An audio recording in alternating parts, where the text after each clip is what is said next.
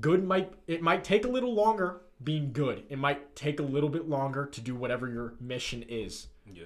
But I love the phrase like do not be worried about what's happening in your life. Do not be stressed because God moves mountains. Yeah. Like that's just powerful to me. Yeah. Because it's just like where the mustard seed. Yeah. Because it's like you shouldn't be worried because something's happening in the background for you as long as you are trying to progress in your life the best you can because that's the goal. Yeah. The goal is to be. That's the other thing, right? Is the whole thing like God wants you to appreciate the things he's made in this world. He doesn't want you to be this super cynical, like negative person. He wants you to be happy. He wants you to do all these things because he did all this too. So he doesn't, why would he, the argument is like, why would he create you for you to be unhappy and not appreciate anything? It's like, no, why would he want his own creation to suffer? That's stupid. Yeah. I mean, that's why he gives you free will. That's why you have all these options. Like it or not, I generally think to some extent, even though the devil has done some bad things, God still loves him because God is love himself. And it's just, he still has free will too. He still has an option. Yeah. Which is why he's allowed him to move in the way he does. In the end, good will always prevail. Yeah. You know? That's the, yes, I think that could be, I think I've heard that argument from atheists. Well, if God exists, why would there be evil? Yeah. Because God understands he literally created it. There has to be a balance. Yeah. And he gives you free will. Yeah. God is loving. So if he didn't allow evil or any bad, then he's just as controlling as anyone else. Yeah, I have a good example of that. What's it called? So the teacher and the student, the way I saw it is, as a little kid, God is with you. If you could feel like, I kind of felt it when I was little. God was with me. You have like there's a void filled. Yeah. Mm-hmm. But as I got older, and it snapped in me. It was really, I don't know how to explain it, but during my preteens and everything, I felt lonely. Yep. But the thing is now the student has to go find the teacher or the master. Yeah. You get me? Like the master helped you when you were young, and right. then he let you be, and then you have to go find your way, your path, mm-hmm. in order, because you have two roads that you could choose, the evil one or the good one. That's where the free will comes from. Yeah. And so if you choose the evil route, by all means, but if you go back to it was it. If you go back to the master, you're like I think it's important to say there the evil route in that scenario as well is probably it looks like rainbow and unicorns over here, and the good side is like this mountain that you have to climb. But at the end of that mountain, there's rainbows and unicorns. You walk through the bad side, and then you get to a valley, and you fall. Yeah. That's what's important there, too, because the evil side looks good. It does. Yeah. And I like that, actually, because I went through the exact same thing. Did you? Like in your preteens? Yeah. There was a good, like, 5-year gap, I'd say, where I don't want to say I didn't believe in God, but I was like, there's probably a God, but like, what does it matter? But then then it like snapped in me at some point. I don't even know when, but like I remember it snapping, and I'm like, I need to get back. You know what I mean? Yeah. Like there's something. Well, I don't know if it was to the point where like, because I've always believed in God because of how I was raised, but there was a point where I felt that void, and it felt like I couldn't feel nothing anymore. Yeah. I mean, granted, you can, even if you have concrete evidence God doesn't exist, even if I'm the last person on earth, I would always believe God exists for the simple fact that he's got me through stuff. Like, and I know for sure the devil exists, so I know God exists too because of that. You mean to tell me the devil, like you believe it? The thing is, okay, you believe, there's some people who believe in God but not the devil. If you believe in God, you have to believe in the devil. And if you believe in the devil, you have to believe in God. Yeah. Both have to exist. You can't just have one without the other, you know? Everything is in balance. Yeah. But like, there's very few people I've told this to. I might have told this to you guys before. I guess Stream's gonna hear this too, though. Yep. Like growing up, there was a point. I want to say I was in 4th grade. This is when I kind of transitioned to the other church, right?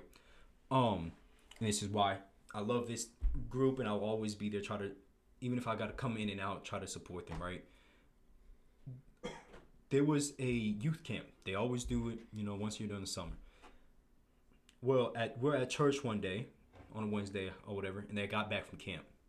Now, 4th grade, entire 4th grade, for whatever reason, my thing is the devil will always try to get you and stray you away and everything like that. From that age, like I was like real on fire. I was always telling everybody about him and everything like that. Devil ain't like that apparently. And so I've always had thoughts and like what felt like him whispering in my head, you're going to die and you're going to come down here to hell with me and there ain't jack you can do about it. You know, it was always that thought, and it was a fear that was like actually growing inside. Now, there's a level where what's kept in the dark will grow. The only way to stop it in this sense of good and evil is by exposing it to the light and ripping it up by its roots. It's like a weed. It's gonna keep growing. It's gonna destroy everything. Yep. Well, when they came back from church camp and stuff, I had came down from the little kid area, you know, into that area, and they're coming back from camp. I would always invite, if you don't believe in God, just try it once. What do you have to lose? Go to a youth camp just once. Freaking amazing. Dude, seeing a group of believers or whatever, all compacted, it was like I had to be like 100 of them in this room together. Just like they were having a praise and worship. They were like sharing experience and stuff. It was crazy cool. I've never experienced something like that before. Me being like in 4th grade, I was like, what the is happening? Yeah. To a point where those thoughts came back to my head, came to the forefront of it. And I remember I was in the corner. I caught into a fetal position and started crying because I couldn't get that thought out of my head. And it was just echoing. It's getting louder and louder. Looking back on it now, I see that as God is saying, hey, yo, let me rip this up by the roots because it's not supposed to be here. Because then my mom came in the room. She seen me crying. Went me up to the front, you know, prayed over me. And they went away. Legitly. Yeah. Like, it may sound like some crazy stuff. I know. I understand that. But, like, there's situations like that God has got me through. Stages of depression where I genuinely thought about, hate to say, like, had suicidal thoughts and stuff. Yeah. That God has got me through and showed, like, I keep showing you. All you have to do is expose it to the light. This is like the 3rd, 4th time he's showing you this. And you still don't understand. Yep. Like, there's a level of there, like, it's kind of like you have to take a leap. You have to just, like, for a second, silence. Because, I'm going to be honest, God probably badmouthed me a couple times. Like, dude, I keep trying to help you. You don't listen to me. Like, that's why I say, like, God won't always tell you things you want to hear. There's also going to be times where you're in positions like that, where you all of a sudden have that thought, and it's because he wants to get it out of there. You know? Yeah. He wants to help you, but you have to make that step. You bring somebody you can bring what was the horse to the water, but you can make him drink. Yeah. Yeah, that just goes back to the whole thing. It's like, sorry, that's a long monologue. Oh, no, I apologize. You have to be willing to work as well. You know what I mean? It's not just like, oh yeah, he's gonna get me through all this. You know what I mean? Yeah. He's giving you the free will for you to progress. Yeah.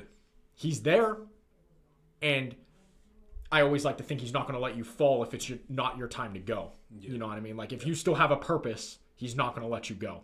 Yeah. But he's also giving you enough free will, like you can take a few steps down if you want. That's your choice, but it's gonna be hard to get up. Yeah, because he's giving you that option. I just thought, Jesus Christ, help me. I just thought of a stupid like analogy. Go for it. So like God, right? He's like there with you, right? He's allowing you to go a few steps down, but if you fall off, I just envisioned the stupid turtle that picks you up in a Mario Kart level. Yeah, like he just like kind of picks you back up. You're like, nope, you're not leaving yet. If you still have a purpose. Yeah. That's how I envision it, right? Allows you to go down a little bit, but then he'll pick you back up if you fall off the cliff. Yeah. Because it's not your time to go yet. Yeah. You're supposed to be here. See, I see like this is how I imagine it, right? You have God and the devil, right? The devil, he's driving. You're in the passenger seat, he's driving. God, when it comes to him, he's in the passenger, you're driving, he's just the navigator. It's up to you if you're gonna listen to him or not. Yeah, I like that one. Yeah. It's either you take that exit when he tell you to, or you gonna keep going and you gonna have to eventually make a U-turn to come back down. Like, you know? Yeah, I like that one. It's just, I don't know. You have a level of free will.